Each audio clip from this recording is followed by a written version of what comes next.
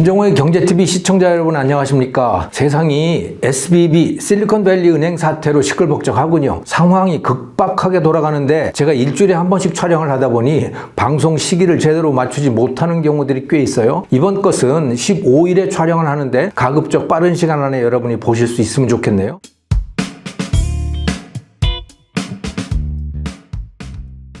문제가 된 것은 미국 캘리포니아 소재의 실리콘밸리 뱅크, 이 은행이 파산한 것이지요. 지역은행이긴 하지만 자산을 기준으로 미국 16위, 꽤 규모가 큽니다. 자산 규모가 2120억 달러, 그러니까 원화로 하면 한 280조 원 정도 되더라고요. 우리나라 KB국민은행 자산 총액이 518조 원이니까 그것의 한 절반 정도가 되네요. 지방은행치고는 꽤 크다고 봐야 할 것 같습니다. 이 은행이 예금자들의 대량 예금 인출 사태를 감당하지 못해서 결국 미국 예금보험공사, 연방예금보험공사 FDIC 관리로 들어갔습니다. 파산을 한 거죠. 연준이 나서서 해당 은행의 모든 예금자들이 돈을 떼이는 일이 없도록 보호를 해주겠다. 그래서 FDIC에 그렇게 해주겠다. 이렇게 약속을 했는데 금융위기가 그럼에도 불구하고 이 공포가 커져가고 있는 분위기입니다. 제 방송도 어쩌면 이 공포를 부채질할지 모르겠습니다만 그렇다고 해도 실상이 무엇인지 여러분께 알리는 것은 꼭 필요하다고 생각을 합니다. 자, 먼저 왜 이 난리가 벌어졌는지부터 알아보죠. 이야기는 코로나 팬데믹과 더불어서 시작이 됩니다. 2020년 초에 코로나 바이러스가 전 세계로 퍼져나가기 시작했고 세상이 멈춰섰습니다. 경제도 멈춰서게 된 거죠. 주가는 폭락을 했고요. 자, 그러니까 이 미국 연준이 경제를 살리기 위해서 돈을 쏟아내기 시작했습니다. 기준금리를 0.25% 거의 제로금리로 낮췄고요. 시중은행들에게 그 돈을 가져다가 대출을 해주라고 하는 그런 신호였던 것이죠. 자, 돈을 얼마든지 가져가라고 하는 신호였던 겁니다. 그리고 그것도 부족해서 연준이 직접 돈을 풀어서 국채도 사들이고 모기지 채권도 사들이고 회사채도 사들이고 이렇게 했습니다. 정부에게도 기업들에게도 마구 돈을 빌려줬다고 보면 되는 겁니다. 연준이. 실리콘밸리의 벤처 캐피탈에게도 돈이 쏟아져 들어오게 된 거죠. 특히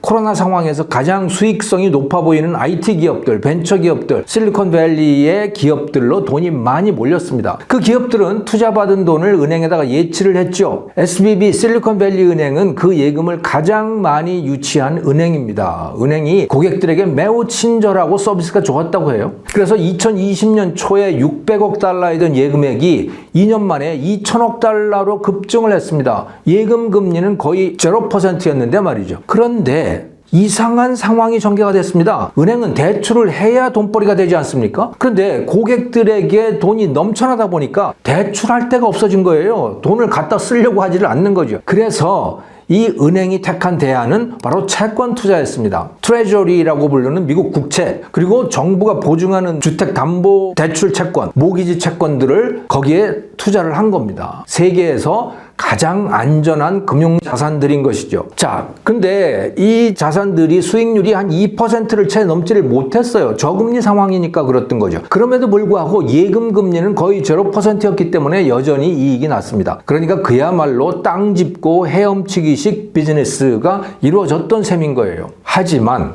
좋은 시절은 오래가지 않았습니다. 2022년 3월부터 연준이 기준금리 인상을 시작했잖아요. 0.25%였던 것이 1년 만에 4.75, 거의 5%까지 올랐던 거죠. 이렇게 되니까 시중에 돈이 말라갔습니다. 인플레를 잡기 위해서 이렇게 했던 거죠, 연준은. 그러자 은행에 돈을 예치했던 벤처기업들이 예금을 인출하기 시작했습니다. 이 실리콘밸리 은행 역시 갑자기 예금 인출이 늘기 시작했고 또 현금을 마련해야 했습니다. 당장 동원할 수 있는 방법은 채권을 매각하는 건데 그동안 투자해놨던 채권을. 자, 그런데 문제는 채권 가격이 떨어진 거예요. 이 그림에서 보시듯이 매입 시의 장부가로는 이 채권 가치가 900억 달러였는데 이게 가격이 떨어져서 시장 가격으로는 800억 달러에도 채 못 미치게 됐던 거죠. 상당한 손해였어요. 뭐 그렇다고 해도 예금을 못 내줄 정도는 아니었는데요. 자, 이 은행은 이런 전략을 택하게 됩니다. 채권은 조금만 팔고 그 대신 신주 발행을 해서 돈을 조달해서 그걸로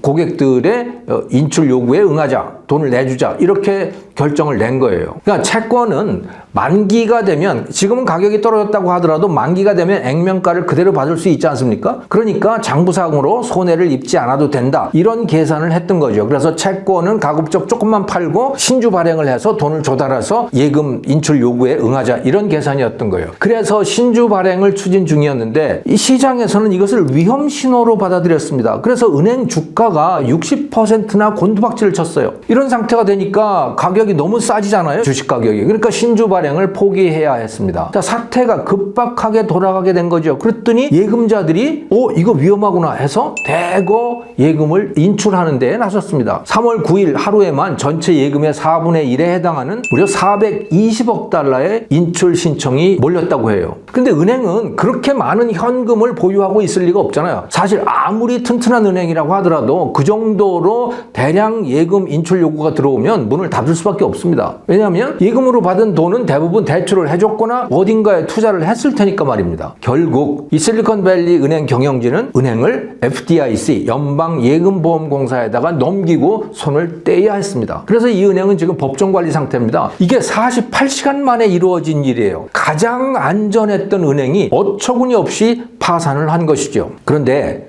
FDIC 예금보험공사가 보호해주는 금액은 1인당 25만 달러, 우리 돈으로 하면 한 3억 2천만 원 정도 되는데요. SVB 이 은행에 예치된 예금의 7%만 여기에 해당이 되고요. 나머지 93%는 다 25만 달러를 다 초과한 예금들이었대요. 그러니까 보호를 받을 수 없었다는 말이죠. 미국 정부로서는 고민이 아주 큰 부분이었던 거예요. 이 사람들까지, 이 예금들까지 다 구제를 해주자니 특혜를 주는 꼴이 되지 않겠습니까? 원래 예금할 때는 그 보호 대상이 아니었는데 말이죠. 이렇게 되다 보면 이 예금자들의 도덕적 해이를 유발할 수도 있는 것이고요. 그래서 옐런 재무장관은 미국 금융 시스템이 튼튼하니까 걱정하지 말라, 뭐 특별히 보호를 해주지 않겠다, 이런 메시지를 내보냈었어요, 처음에는. 하지만 그러는 사이에 금융위기가 올지도 모르겠다라고 하는 이런 공포 심리가 일파만파 퍼져나갔고, 그러다 보니까 뉴욕에서 시그니처 은행이라고 하는 데가 또 파산을 하게 된 거죠. 결국 예금보험공사는 손을 들었습니다. 그래서 이 실리콘밸리 은행과 뉴욕의 시그니처 은행, 여기에 모든 예금을 다 보호를 해주겠다라고 선언을 한 겁니다. 연준도 거들고 나섰습니다. 이 두 은행뿐만이 아니고 모든 은행들이 보유한 국채, 이것을 담보로 해서 저금리 대출을 해주겠다라고 선언을 한 거예요, 연준이. 일종의 양적 완화 정책을 다시 시작한 셈인데요. 기준금리도 낮추지는 않았지만 더 이상 높이는 것은 아마도 상당히 조심할 것 같습니다. 자, 그러니까 연준도 좀 난감한 상황에 처하게 된 거예요. 2008년 서브프라임 사태와 비교를 해보면 이번에 이 실리콘밸리 은행 파산은 어처구니가 없는 측면이 있는 거죠. 2008년에는요, 저신용자들, 즉 서브프라임 대출자들이 대출금을 상환하지 못한 것이 도화선이 됐거든요. 위험한 대출을 했으니까 이렇게 되는 거는 충분히 수긍할 수 있는 상황인 겁니다. 하지만 이번에는요, 좀 이상한 거예요. 세상에서 가장 안전하다고 여겨지던 미국 정부 발행의 국채, 또 미국 정부가 보증하는 모기지 채권에다가 예금을 투자를 했는데 그게 문제를 일으킨 거예요. 예측하기도 납득하기도 매우 어려운 사고였던 것이죠. 자, 여기서 잠깐 금리와 채권 수익률, 또 채권 가격 사이의 관계에 대해서 간략히 알아볼 필요가 있겠어요. 채권은 만기에 액면 금액을 돌려받을 수 있는 유가증권이죠. 거기에 더해서 일정 기간마다 액면가의 일정 비율을 이자로 삼아서 받게 되는데 이를 쿠폰이라고 합니다. 이 사진에서 보시듯이 채권 증서 밑에 작은 쿠폰들이 달려 있어서 그걸 쿠폰이라고 부르게 되었대요. 지금은 대부분 이 채권이라고 하는 게 전자식으로 거래가 이루어지고 있을 테니까 굳이 이런 종이 증서가 필요 없겠지만 말입니다. 어쨌든 쿠폰이라고 하는 이 단어는 그대로 쓰고 있습니다. 자, 이렇게 정해진 시기에 정해진 금액을 받는 것이 채권이지만 그것의 가격은 정해져 있지 않고 늘 변동을 합니다. 예를 들어 3년 후에 100만 원을 받는 국고채, 받는 금액은 정해져 있지만 취득 가격은 늘 변하게 마련이죠. 그리고 그 취득 가격과 액면가의 차이에 의해서 수익률이 도출이 됩니다. 취득 가격이 비쌀수록 수익률은 낮아지겠죠. 중앙은행이 기준금리를 높이면 채권에서 기대하는 수익률도 높아지게 되고, 그래서 채권 가격은 떨어지게 됩니다. 이번에 미국에서 그 일이 벌어진 거죠. 연준이 기준금리를 올리니까 채권 수익률은 오르고 가격은 떨어진 겁니다. 그 채권을 대량으로 보유하고 있던 실리콘밸리 은행이 재앙을 맞게 된 겁니다. 그런데 참 얄궂게도 말이죠, 이 사태를 겪으면서 다시 채권 가격이 오르고 있습니다. 수익률 하락이 그것을 보여주고 있는데요. 미국 채 10년의 수익률은 3월 9일에 4%였는데 이 사태를 거치면서 3월 13일에 3.5%로 떨어졌습니다. 이 차이만큼 채권 가격이 그만큼 올랐다는 말입니다. 경제가 불안해지니까 안전자산인 미국 국채에 대한 수요가 높아졌기 때문인 거죠. 채권 가격이 진작 이랬다면 SVB, 이 실리콘밸리 은행이 이런 꼴을 당하지 않았을 텐데 말이죠. 자, 이렇게 미국 국채는 여전히 안전자산인데 그 안전자산도 경우에 따라서 재앙의 원인이 될 수 있음을 이번 SVB 사태가 보여주고 있는 겁니다. 자, 이 사태의 여파가 어떻게 될까요? 누구도 예측할 수 없다는 것이 제 판단입니다. 이 은행의 파산 자체가 합리적 이유가 없이 벌어진 거예요. 예금자들의 근거 없는 공포가 대량 인출을 가져왔고 그 공포가 현실로 나타나게 된 거죠. 언제 어디서든 그런 공포가 다시 생겨나는 곳에서는 대량 인출과 금융기관 파산이 초래될 수가 있습니다. 우리나라는 여기에서 예외이기를 간절히 기원합니다. 김정은의 경제TV, 오늘은 SVB 은행의 파산 사태에 대해서 알아봤습니다. 시청해 주셔서 감사합니다.